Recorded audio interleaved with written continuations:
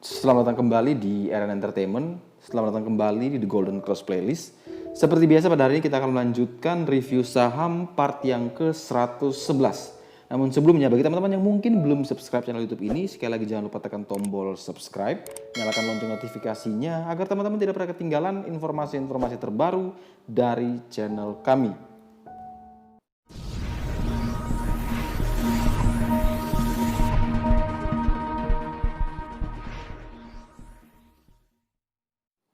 Kita mulai saja saham pertama yang akan kita review di part yang ke-111 hari ini adalah saham Indi. Ini banyak request yang sebelum-sebelumnya selama liburan yang masih belum saya review. Jadi hari ini saya lunasi semua. Untuk saham Indi hari ini ditutup di harga 940, naik tipis di 0,53%. Tadi dia sempat ke 955 kalau tidak salah. Namun dia turun kembali. Dan Indi masih berada di atas PBL dan jaraknya juga tidak terlalu jauh. Dari 905 ke 40, 940 ada 35 poin. Dan juga jarak antara harga sekarang menuju ke resistance paling kuatnya atau di PBH itu kurang lebih 940 sampai 1030 ini kurang lebih ada sekitar 90 poin. Artinya kalau kita lihat risk 35, rewardnya 90. Artinya teman-teman boleh beli saham Indi dengan range base 905 sampai dengan 920, ini jauh lebih bagus. Dengan target kenaikan ke 1030 dan batasi stop loss jika dia turun di bawah 905. Jadi teman-teman bisa cut loss di 900 atau di 895. Kemudian saham berikutnya akan kita review adalah saham Asri.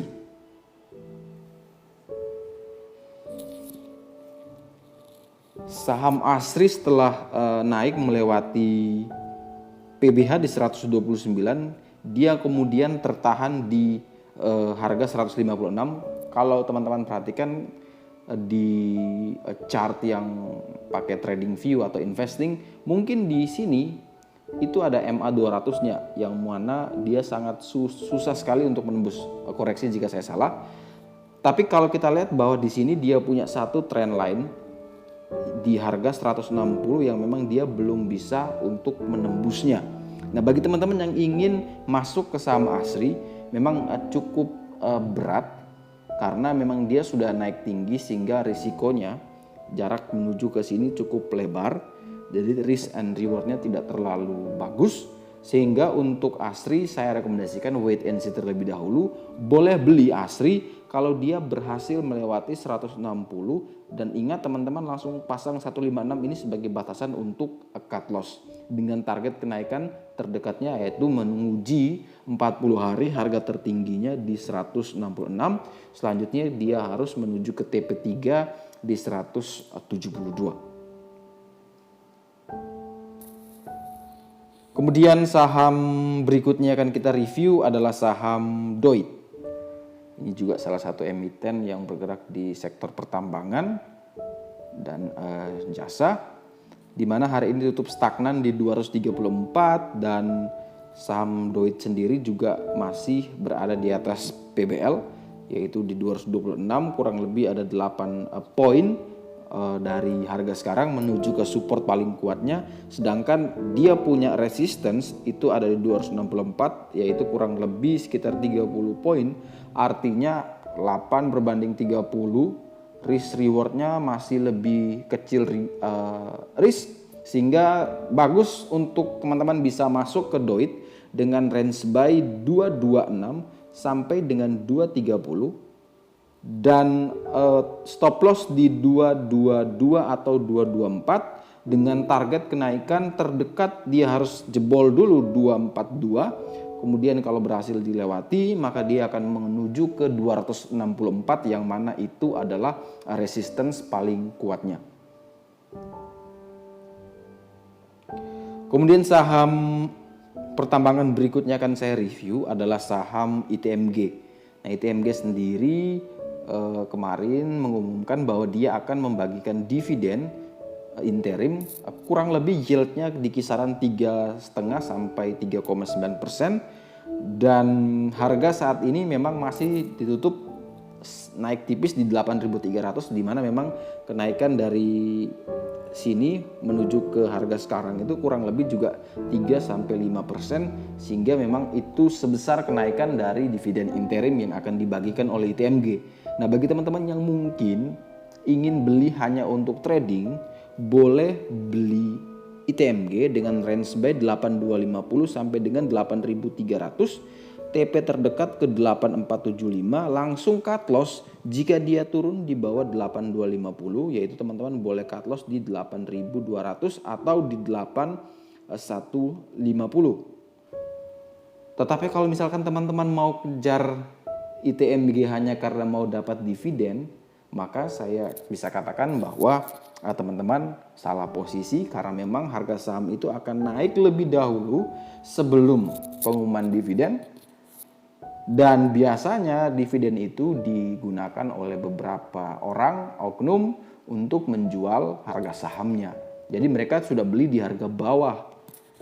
Ketika berita itu diumumkan, harga saham ITMG naik dan teman-teman baru mau beli hanya untuk mengejar dividen, saya rasa itu bukan pilihan yang menarik. Dan misalnya 3% yang teman-teman dapat dividen, tapi bisa jadi floating loss lebih dari 3%, atau bahkan teman-teman cut loss lebih dari 3%, sedangkan dividennya juga hanya dapat 3%, sehingga ujungnya netnya pun teman-teman masih rugi. Sehingga kalau mau beli, mau kejar saham-saham yang membagikan dividen, saran saya minimal 3 bulan sebelum tanggal biasanya dia akan bagi dividen. Jadi kalau sudah mendekati 1 bulanan itu pasti harga sahamnya sudah bergerak terlebih dahulu. Apalagi kalau misalnya beberapa oknum sudah mengetahui terlebih dahulu berapa besaran jumlah dividen yang akan dibayarkan.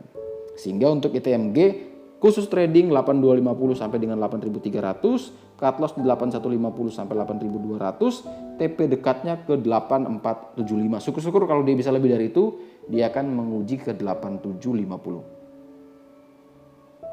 Kemudian saham berikutnya yang akan kita review adalah saham BRIS. Nah, ini saham yang sudah mulai tenang, tidak terlalu banyak dibahas lagi, di mana dia juga bergerak sideways dan tidak terlalu volatile seperti biasanya.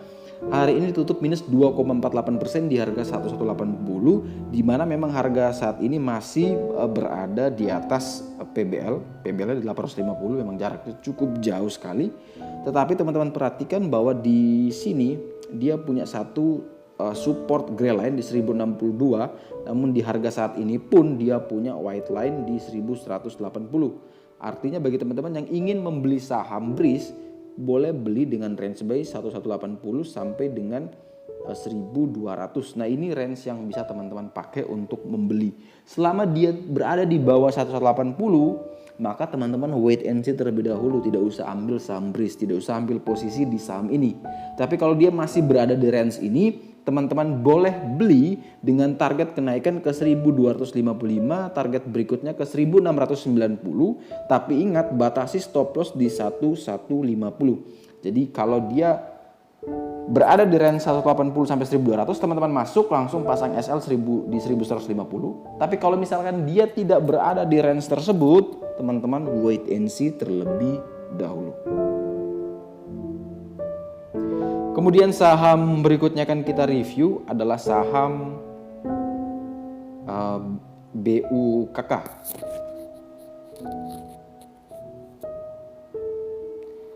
Jadi saham BUKK ini hari ini naik 2,12% di harga 720, di mana saham ini kurang lebih 20 poin lagi akan melewati PBH-nya di 740.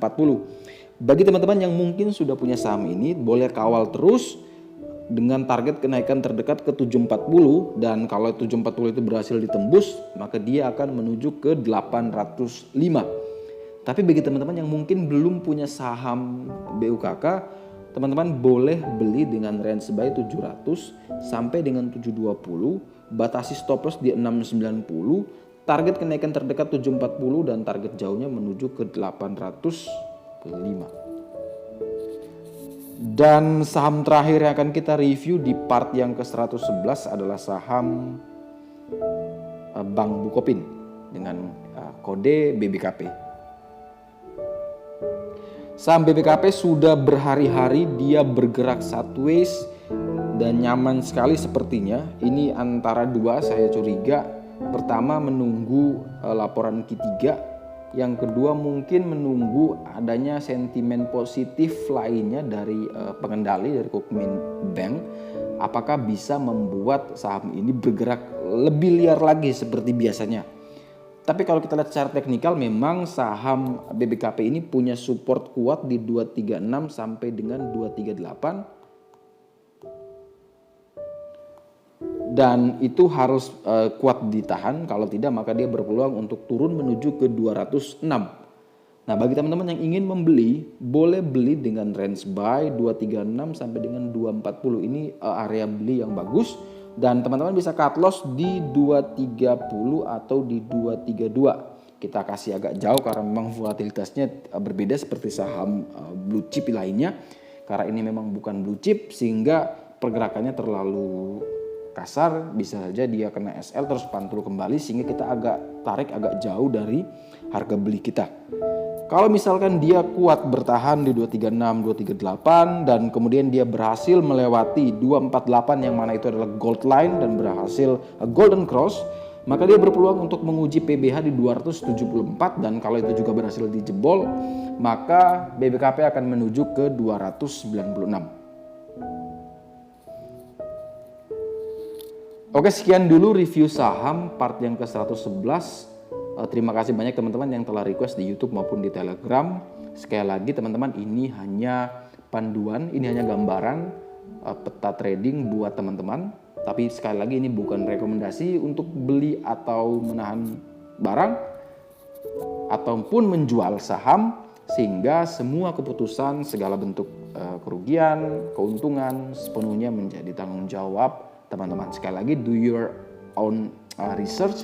Semoga dengan ulasan ini bisa membantu atau menambah tambahan informasi buat teman-teman dalam menentukan saham-saham mana yang wajib atau perlu untuk ditradingkan keesokan harinya. Sekali lagi sampai jumpa. Terima kasih dan semoga membantu.